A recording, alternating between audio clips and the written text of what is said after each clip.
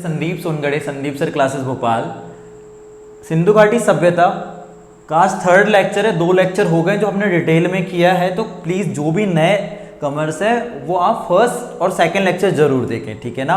और बाकी सब लोगों का बहुत ज़्यादा थैंक यू कि आप सब लोगों के बहुत अच्छे रिस्पांस आया है, पर्सनल कॉल और मैसेज करके आपने बताया कि सर बहुत बढ़िया लग रहा है, थैंक यू सो मच। तो हम पढ़ रहे थे सिंधु घाटी सभ्यता के बारे में, ठीक है ना, उसकी विशेषताएं। हमने नगर नियोजन प्रणाली पढ़ ली, हमने उसका सामाजिक विस्तार देख लिया, ठीक है, सामाजिक मतलब महत्व देख लिया। अब हम पढ़ रहे हैं उसका आर्थिक जीवन, ठीक है ना। तो पहले हमें क्या क्या चीज पता है कि सिंधु घाटी सभ्यता क्या थी?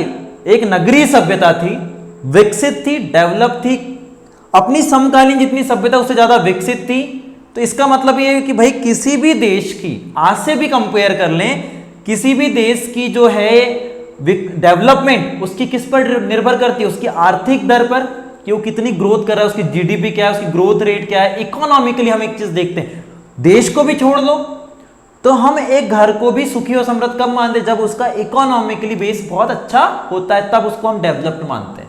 चीजें क्लियर है? ओके, तो क्या है, हम आर्थिक जीवन पढ़ रहे हैं, ठीक है ना। तो अब एक बात बताओ कि भाई आर्थिक वृद्धि कब होगी? जब हमारे पास कोई चीजें आवश्यकता से ज्यादा होगी। सपोज मेरे पास कोई चीज की फैक्ट्री है, ठीक है, तो मैं उसका उत्पादन कर रहा हूं, तो उसे मैं अपनी ही जरूरत पूरी कर पा रहा हूं, तो क्या उससे मेरे को कोई फायदा मिलेगा? नहीं मिलेगा। कब मिलेगा? जब वो जरूरत से ज्यादा हो और उसको मैं सेल कर पाऊं, तो उससे क्या मिलेगा? मुझे प्रॉफिट। चीजों को थोड़ा सा क्लियर करके पढ़ना चाहिए, ठीक है ना, कि भाई इसमें ऐसा क्या था कि भाई इस पास इकोनॉमिकली अच्छी थी चीजें, ठीक है। तो पहली चीज तो ये कि अगर आप एमपीपीएससी मेंस के अंदर ये क्वेश्चन आता है, तो पहला आपका की पॉइंट जो मेन वर्ड होगा वो आपका क्या होगा कि यहां की जो आर्थिक जीवन था बहुत ही अच्छा, बहुत अच्छा था, बहुत अच्छा था। और साथ में क्या लिखना है? अपनी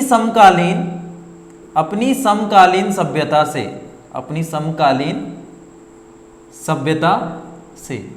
ये पॉइंट बड़ा जरूरी है, नीचे वाला लिखना, सभ्यता से। क्यों भाई? आपको कैसे पता कि ये अच्छा था या नहीं था? कब? जब आप कंपेयर करोगे किसी दूसरे पर्सन से, ठीक है ना। भाई अगर मैथ्स में कोई बंदा वीक है तो आप कंपेयर करोगे, ये ज्यादा अच्छा है, ये थोड़ा सा वीक है, ठीक है ना, तो मुझे और अच्छा करना है। तो भाई ये जो सभ्यता थी ना, ये बाकी सब समकालीन सभ्यता से इसका जो आर्थिक जीवन था इकोनॉमिकली बहुत अच्छी थी, ठीक है ना। ये हो गया, ठीक। इसके की पॉइंट बता रहा हूं कि भाई कहीं ना कहीं से क्या, इसके साधन क्या थे, इसके आधार क्या था, आर्थिक इकोनॉमिकली ग्रोथ करने का कुछ तो बेस रहा होगा ना। तो पहला इसके पास आता है, और एक इंपॉर्टेंट पॉइंट आप इसमें लिखेंगे 2 लाइन का, कि इसका आर्थिक जीवन कृषि और पशु के ऊपर निर्भर था। इसका आर्थिक जीवन कृषि और पशुपालन पर निर्भर था।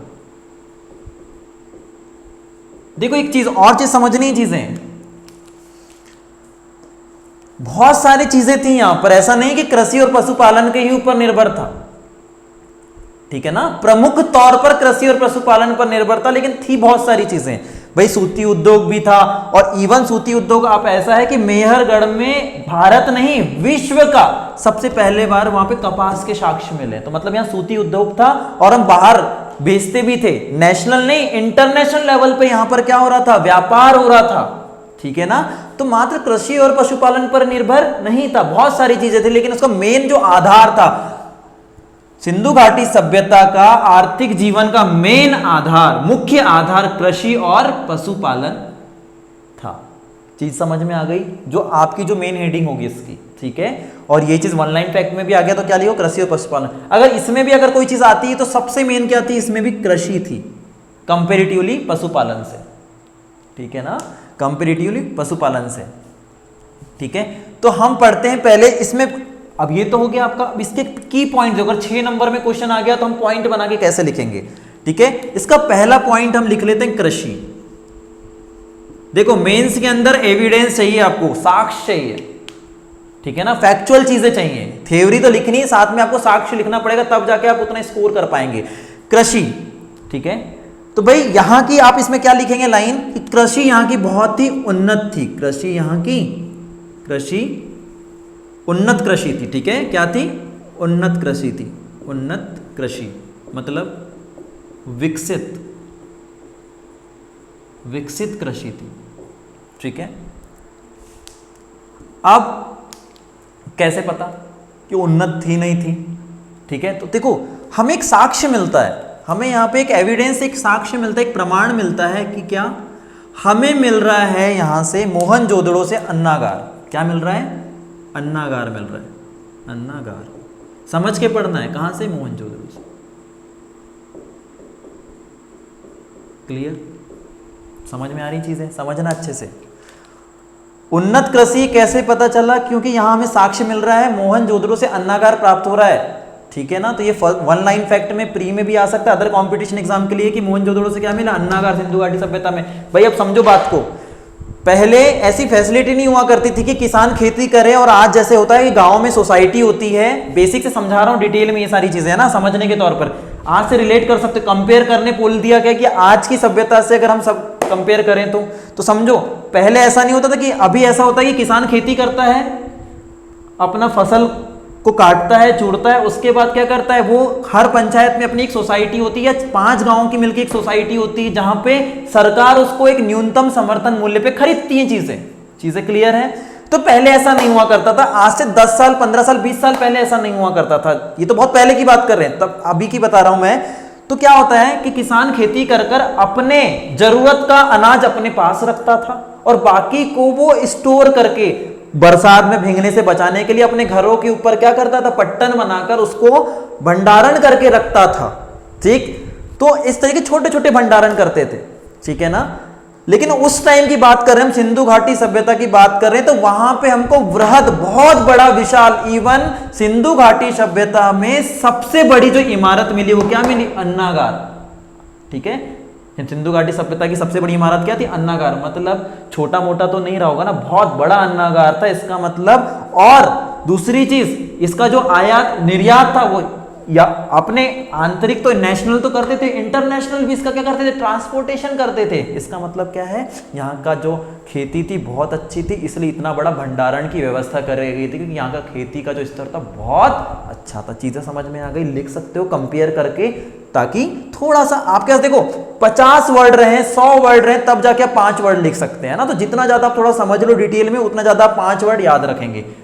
नोट्स अपने वर्डों में बनाना कि क्या क्या समझाया मैंने, ठीक है ना। मुख्य पॉइंट निकाल रहा हूं, वन लाइन फैक्ट वालों के लिए भी क्लियर है, ठीक।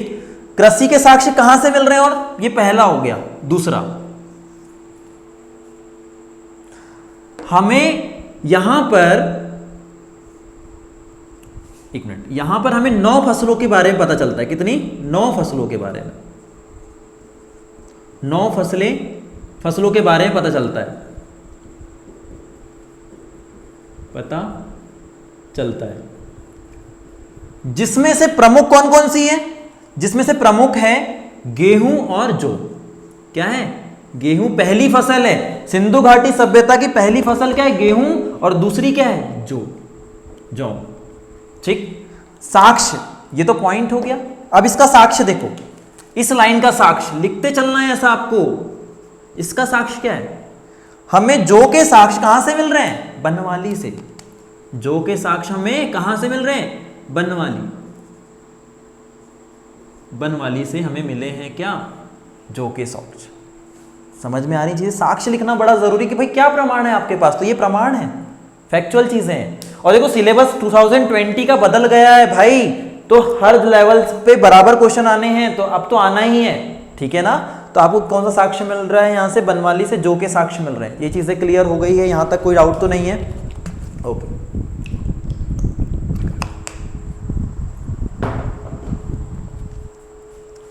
चीजें क्लियर है, ओके।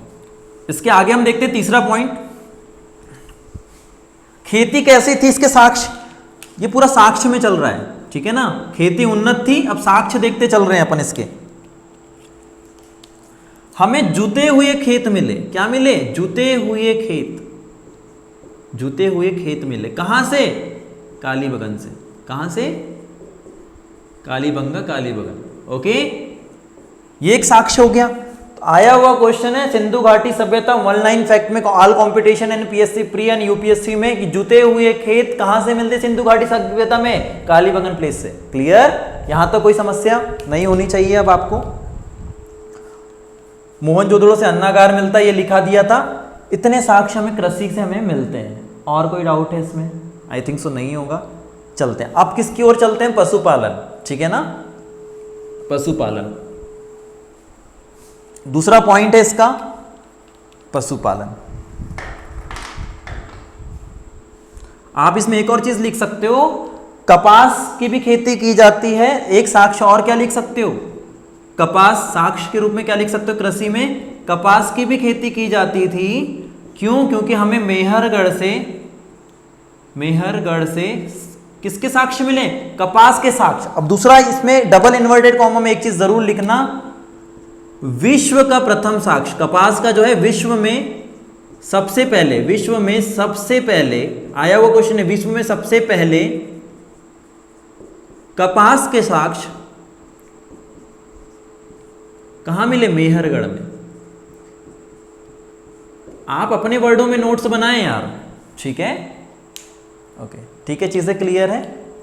तो यहाँ पे सूती वस्त्र बहुत फेमस था, ठीक है ना। तो यहाँ पर क्या है, सूती वस्त्र उद्योग को हम उसको कहाँ पढ़ेंगे, उद्योग में, ठीक है ना। वो कहाँ आर्थिक स्थिति में भी आएगा, ठीक है, ओके, ठीक है। तो ये चीज हो गई। तो ये कृषि के अंदर साक्ष्य हो गए।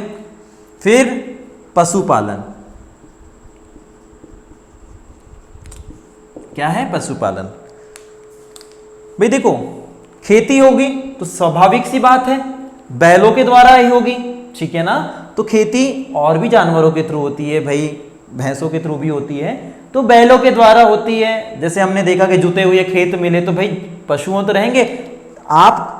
अगर आप गूगल करोगे तो आपको एक मिल जाएगा, क्या खिलौना मिल जाएगा क्या, जिसमें गाड़ा बैल बना हुआ है। आप देखोगे, थोड़ा सा आप अपना गूगल भी करें तो आप क्या देखोगे, आपको क्या मिल रहा है, एक बैलगाड़ी और 2 बैल मिल रहे हैं, मिट्टी के बने हुए मृत, ठीक है ना। तो ये आपको मिल जाएगा, ठीक है। तो ये आपको वहां से एविडेंस भी मिलता है कि क्या थे उस टाइम पे, बैल थे। ये आपके साक्ष्य कहां से मिलते हैं कि आपको यहां पर क्या मिलता है, आपको कुबड़ वाले सांड की प्रतिमा मिलती है, जो क्या थी, इस काल में पूजनीय थी।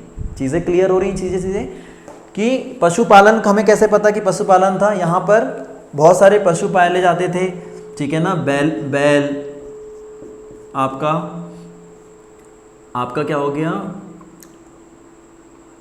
भेड़ें पाली जाती थी, ठीक है।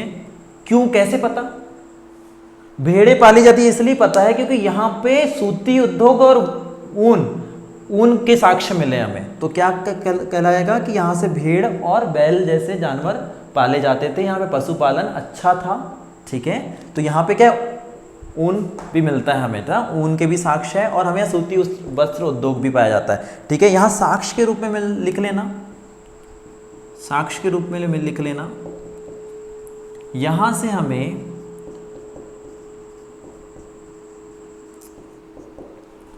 क्या होता है, कई बार चीजें माइंड से स्किप हो जाती है, याद नहीं आता, क्योंकि ऐसा तो है नहीं कि अपन यहाँ पे क्या स्लाइड चल रही मैं देख के बता दूं, या सामने लैपटॉप लिख कर, तो ऐसी तो चीजें नहीं है, तो कई बार मिस हो जाती है, ठीक है ना। तो यहां से हमें क्या मिल रहा है,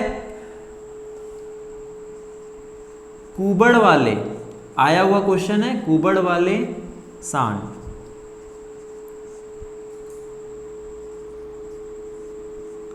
की प्रतिमा मिलती है, ओके। आप गूगल करोगे तो आपको वो चीज भी मिल जाएगी, ठीक है ना। कुबड़ वाले सांड की प्रतिमा मिलती है, जो विशेषकर क्या है, शब्द लेखन कला भी बहुत जरूरी है, कैसे वर्ड आने चाहिए। विशेषकर क्या है, पूजनीय थे, पूजनीय है, ठीक है ना। पूजा की जाती, पूजनीय है, पूजा की जाती थी। क्लियर। अब क्या पढ़ेंगे हम, व्यापार और वाणिज्य। क्या पढ़ेंगे, व्यापार और वाणिज्य। इसी के अंदर तीसरा पॉइंट है कि भाई व्यापार होगा तभी तो इकोनॉमी के लिए चीजें सही होगी ना। व्यापार और वाणिज्य, व्यापार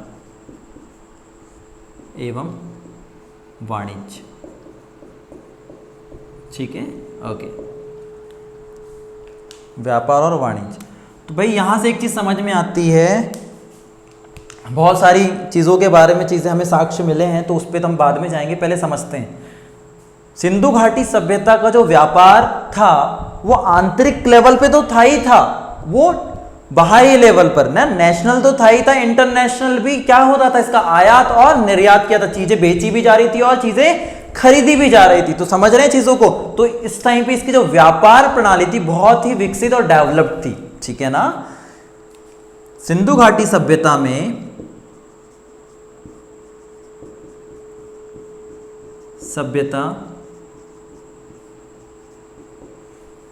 सभ्यता के लोग व्यापार में निपुण, सिंधु घाटी सभ्यता के लोग आंतरिक व्यापार और बाह्य व्यापार, लिख लेना, ठीक है ना, आंतरिक व्यापार एवं बाह्य व्यापार में निपुण थे, निपुण। क्लियर। ये कुछ लाइन होती है जो आप जैसे कोई टॉपिक स्टार्ट करो तो एक डबल इन्वर्ट कॉमा में लिख दो कि सिंधु घाटी सभ्यता के लोग आंतरिक और बाह्य व्यापार दोनों में क्या थे, निपुण थे, पारंगत थे, ठीक है। ठीक, चलो तो इसमें हम क्या देखते हैं, अब इसमें देखते हैं आंतरिक व्यापार। क्या देखते हैं, आंतरिक व्यापार और बाह्य व्यापार,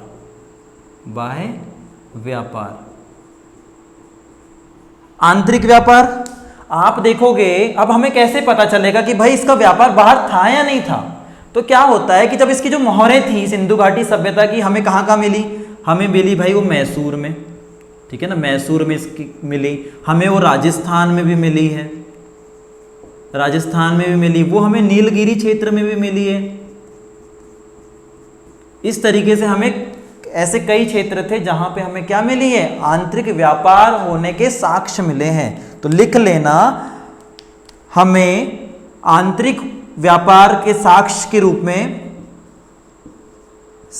में क्या मिली, मोहरें मिली है, ठीक है ना। क्या मिली है, मोहरें मिली। कहां का, मैसूर, राजस्थान, नीलगिरी, लाइक दैट। ठीक है, चीजें क्लियर हो गई ये सारी चीजें, ओके।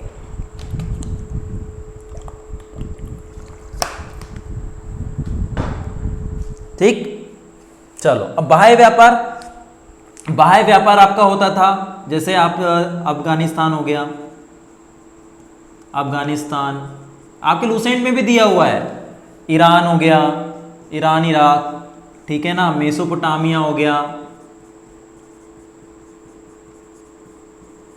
ठीक है, आपका बहरीन हो गया। ऐसे कई देशों में क्या कर रहे थे लोग, व्यापार कर रहे थे, ठीक है ना। तो आंतरिक व्यापार भी था और बाह्य व्यापार भी था। अब बाह्य व्यापार होने के साक्ष्य हमें कैसे मिलते हैं, मेलुहा, बाह्य व्यापार होने के साक्ष्य कहां मिलते हैं हमको, मेसोपोटामिया में एक वर्ड बोला गया है मेलुहा, जिसका अर्थ है सिंधु घाटी सभ्यता। लिख लेना ये सिंधु घाटी सभ्यता क्या है, सिंधु घाटी सभ्यता। यहां भी हमें क्या मिल रही है, मोहरें मिल रही है कि भाई जैसे ओमान है, ये सारे जो देश हैं, ठीक है ना, तो हम इनसे कुछ चीजें खरीदते थे, आयात करते थे, वो भी देखेंगे क्या आयात करते थे और क्या निर्यात करते थे। जैसे हम सोना चांदी, सीसा, गंधक, गोमेद, ये सारी चीजें कहां से खरीद रहे थे, बाह्य देशों से, और वहां हम क्या भेज रहे थे, हाथी दांत बेच रहे थे। ये सारी चीजें हम यहां से वहां ट्रांसपोर्ट कर रहे थे। तो देखो हमें क्या मिली, साक्ष्य के रूप में हमें यहां मोहरें मिली है। सिंधु घाटी सभ्यता की मोहरें कहां मिल रही है, हमें यहां पे मिल रही हैं, और यहां की मोहरें कहां मिल रही है, हमें यहां पे मिल रही है। और इसके और साक्ष्य के रूप में मेसोपोटामिया, मेलुहा शब्द का प्रयोग किया गया, किसके लिए, सिंधु घाटी सभ्यता के लोगों के लिए, सिंधु घाटी सभ्यता के लिए, ठीक है ना। तो आया हुआ वन लाइन फैक्ट में क्वेश्चन आया हुआ है कि मेलुहा क्या है, तो मेलुहा क्या है, सिंधु घाटी सभ्यता है। कौन सी सभ्यता का है, मेसोपोटामिया का। चीजें clear, I think so clear हो गई होगी।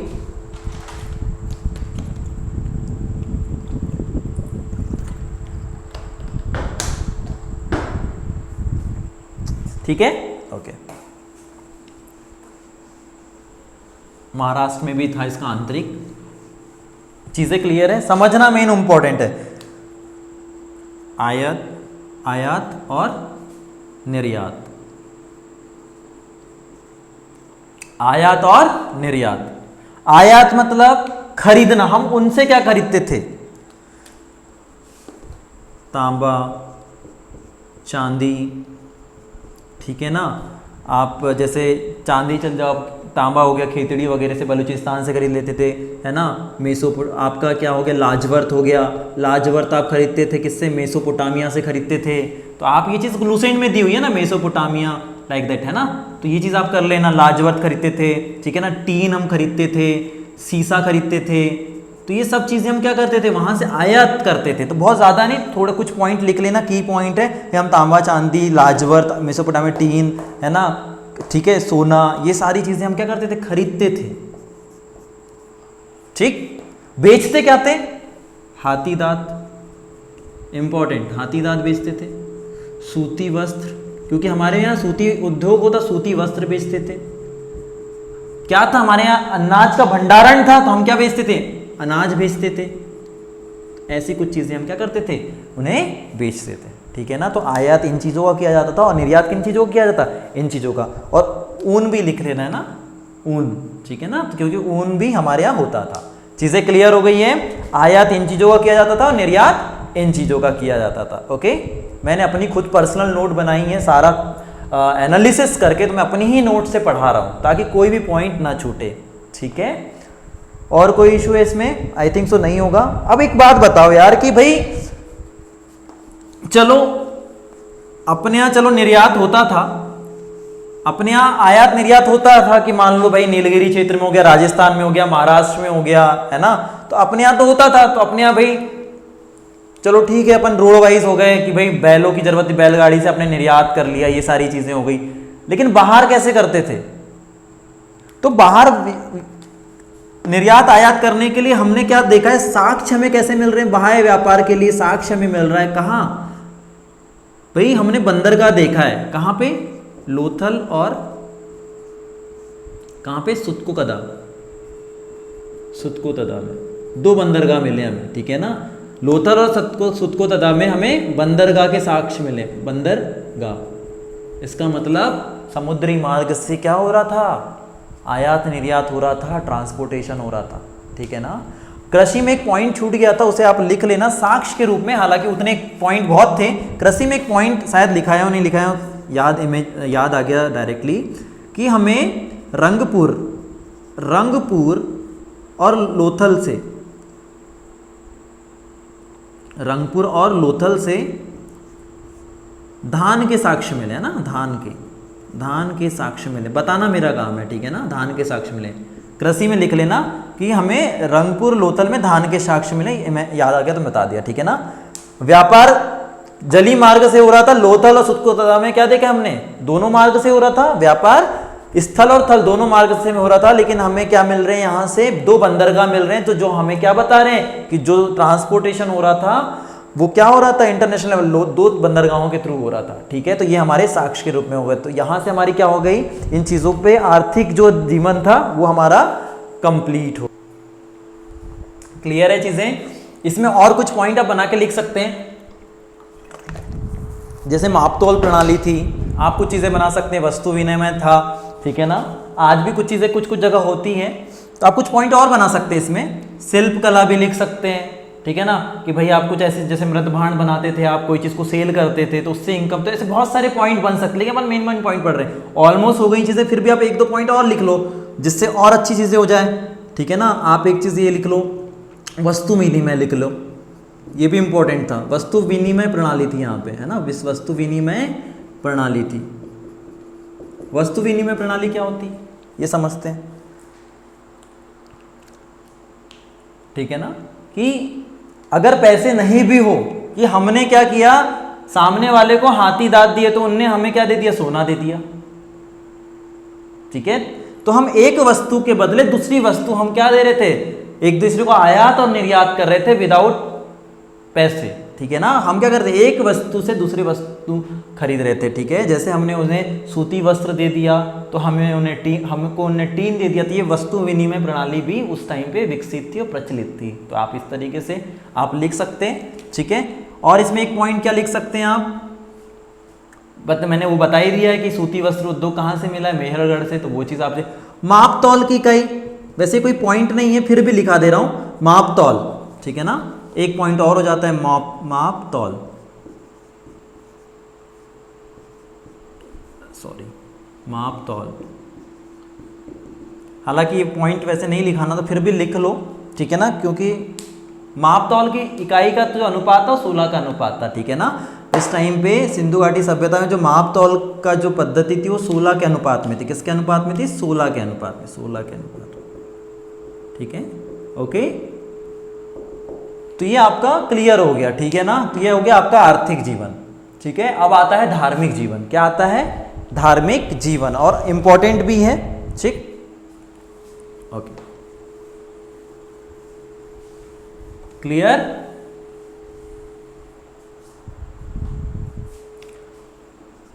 धार्मिक जीवन किसका? सिंधु घाटी सभ्यता का धार्मिक जीवन। हर काल में कुछ ना कुछ रहा है विशेषताएं। जैसे हमने स्टार्टिंग में ही पढ़ा था कि यहाँ का समाज क्या मात्र सत्तात्मक था,